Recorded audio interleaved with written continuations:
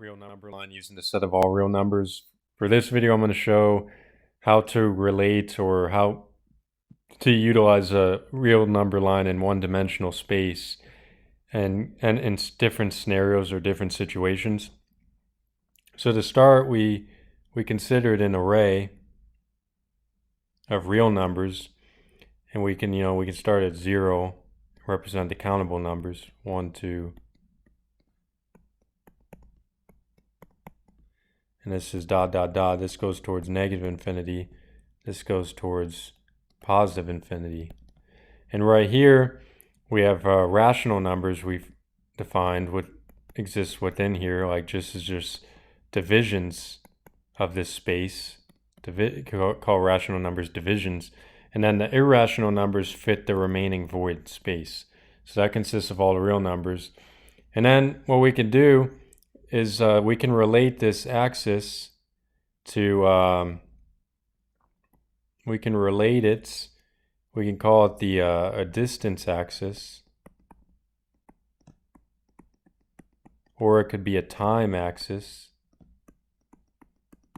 or we could, like in algebra, we tend to call x-axis, or horizontal axis.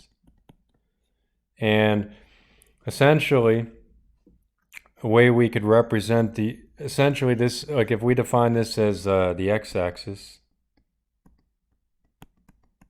in one-dimensional space, x is a variable that takes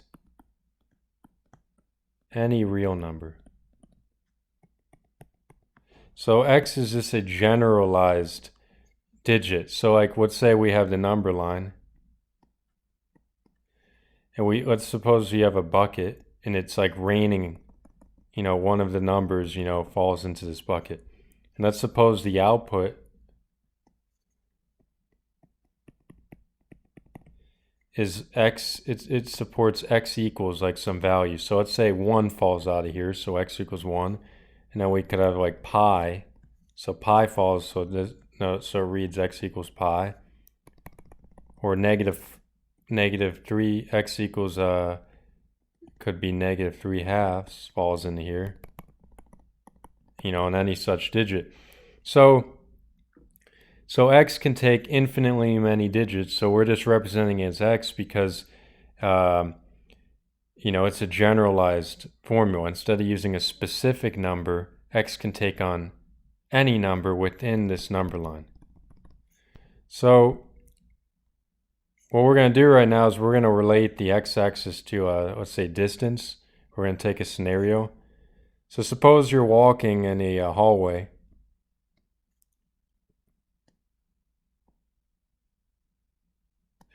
Down the straight hallway.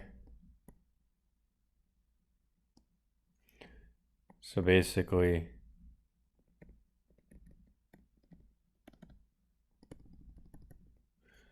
so suppose you start right here. And this is, let's just call this x equals 0. Or we can call this, we'll call this d for distance. So d equals 0, we're at this initial point 0. We're going in this direction. So as we travel along here, you may take a break, you travel, you go here, and essentially when you travel the distance. Let's suppose that this is 15 meters. So right here is 0 meters. So essentially, every single point between 0 and 15 resides along this, is defined. So as long as this is, you're walking around the hall and there's no hole in the ground, it's defined space. So it's defined as distance that can exist anywhere within here. In fact, there's if we zoom in, essentially, this seems like 15 meters. It's if we take like a section or a piece, once we zoom in, we get a more approximation, a better approximation. But essentially, all these points reside on this line. So this is like d equals 5. Could be d equals 5. This is getting close. This could be like d equals 12. And it could be a rational number. Right here, it could be d equals 7.4 meters, so forth. So we're traveling along this line, and then now suppose there's a hole in the ground. So then it continues. So we can define this hole, like if we're zooming in. Let's suppose that the distance is 3 meters. And let's suppose that we walk all the way to here and we have to stop. Suppose that this distance is so this is d equals 20 meters. So you have to stop at d equals 20, but what ends up happening is so I gotta fix this. This is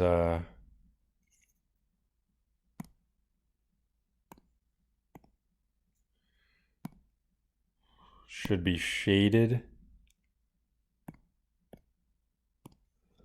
So essentially,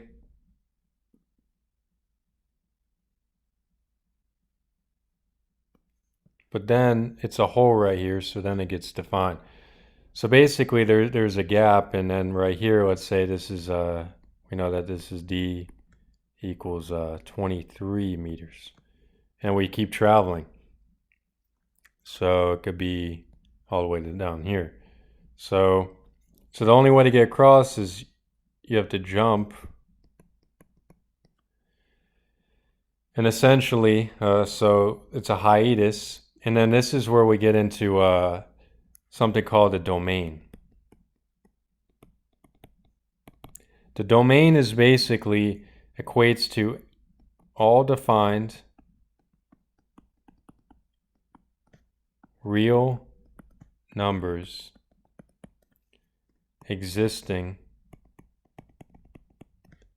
along horizontal axis. So the key word is defined and horizontal axis. So it's a horizontal axis, so we're using domain. And then we'll get into range, which is used for vertical axis. But the key word is it's going to be defined. So we know the point is defined at d equals 20. This is absolutely defined. We know it's defined at 23. But it is not defined within 20 to 23.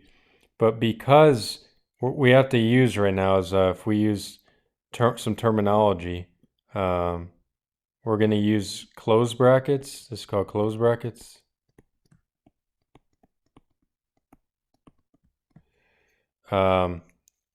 This is going to be for defined real numbers.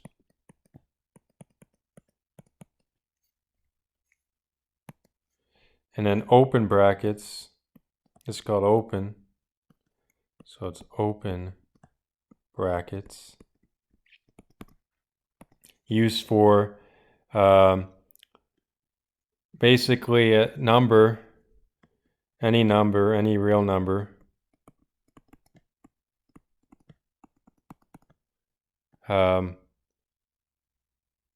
terminated at, but not included or defined within set. So what I mean by that is, like, if it, with the given analogy before, let's suppose there's we keep going, there's a hole, and we shift this box. Well, we get here, this is like, let's say 20. We get to 20 and it enters here. So we have output. We have x equals 20. And then there are no elements from here to here. And then we get 23. And we get, okay, x equals 23. This is where we use a closed bracket. So we're going to use, in this case, we're going to use the left closed bracket because that's the left terminating point. And then for 23, we're going to use a right closed bracket for the right terminating point. So these are your terminating points, but anywhere in between here is not included. And then when you get beyond this, we get elements. So basically it's not raining over here, therefore it's not outputted through this function. So the key right here is when we're defining this current range, we also need to use something called or first we need to define the set. So when we go from the initial point d equals 0 to all the way to d equals 20, the first terminating point, so we're going to go from starting with d equals 0, and then we stop at 20, and then we have the whole 23. So we need to include this as a range. So we know this ranges from 0 to 20 and includes 20. So it includes 20 and 0. We know it's 0 is defined, 20 is defined. So because they're defined, the range, or I won't call this a range, this is domain. And we're going to break the domain into parts. So this is, let's say domain 1 is going to be from 0 to 20 included. So that's the first set. That's the first part. And then we have 23. So we're going to start now the next part. So this is the first part of the domain that we define. And as we continue walking, suppose now there's a so this continues, and now we can so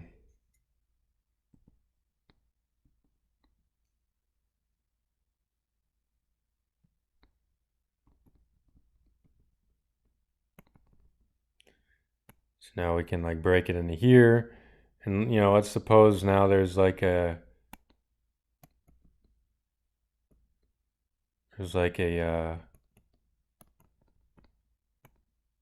drew that bad. This is like an elevator.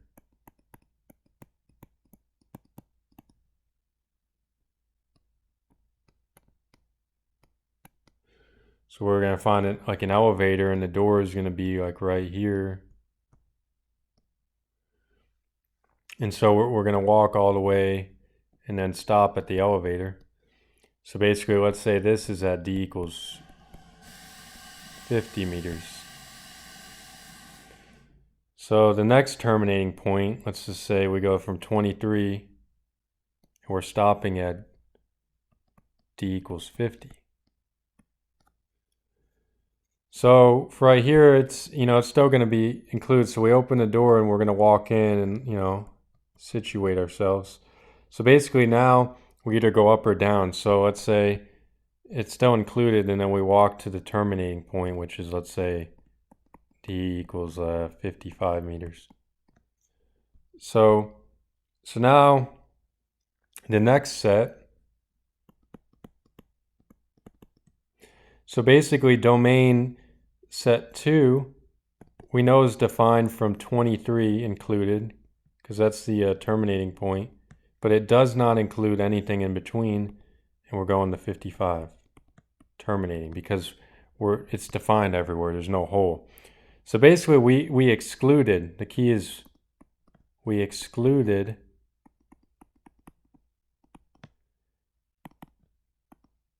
(20) not included to 23 not included. Why? Because this right here implies, it's the open bracket, this open bracket implies next closest number real number to 20.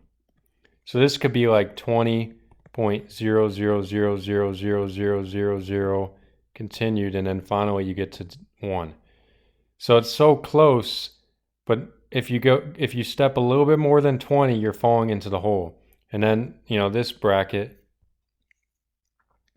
right here, the other bracket, implies next closest real number to 23. So this would be like 22.999 ... 9. So it's so close to 29 or 23 but it's not there yet. So that's what was excluded from this set.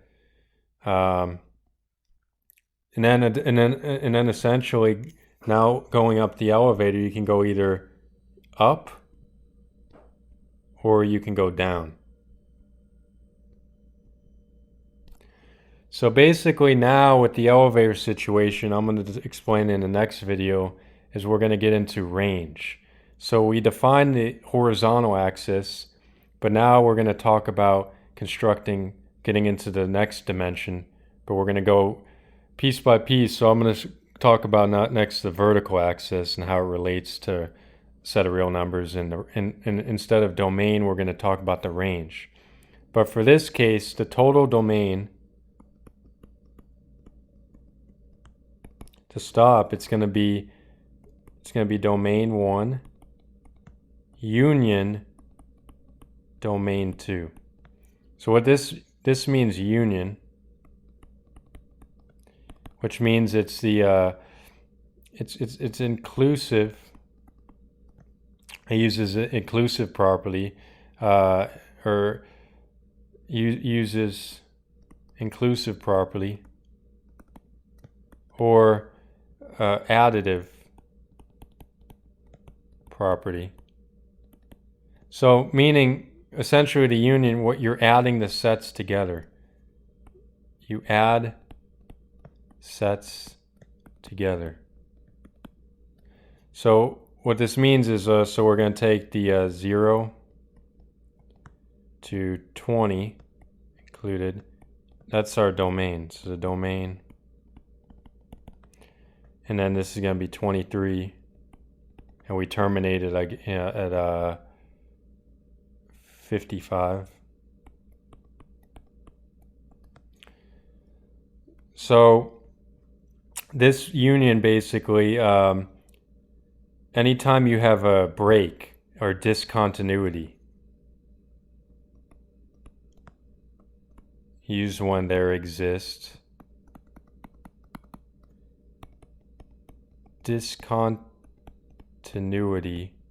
This could be a hole, gap. So, or it goes towards infinity and it never is defined, or basically anytime there's a gap between the functions, so you're going to use union. And it just shows like anytime. So this means we take our first set, then there's one gap, so we use one union. Then we have the second defined function. Suppose now there's another gap after this, then we'd use another union, and then we define our next set. So we're going to have, we could have multiple different parts to the domain. So that's all I have right now. This is explaining how the working in one dimension more thoroughly. And then I'm going to, now we covered the horizontal axis. The next video I'm going to cover, like I mentioned before, the vertical axis, and then put it together and formulate the coordinate grid. So yeah, I hope you enjoyed it. I hope this was at least made things clear. I know algebra can be, depending on how it's taught, it can be kind of dry, but there's many ways you can relate it, and I find try to make it as interesting as possible. And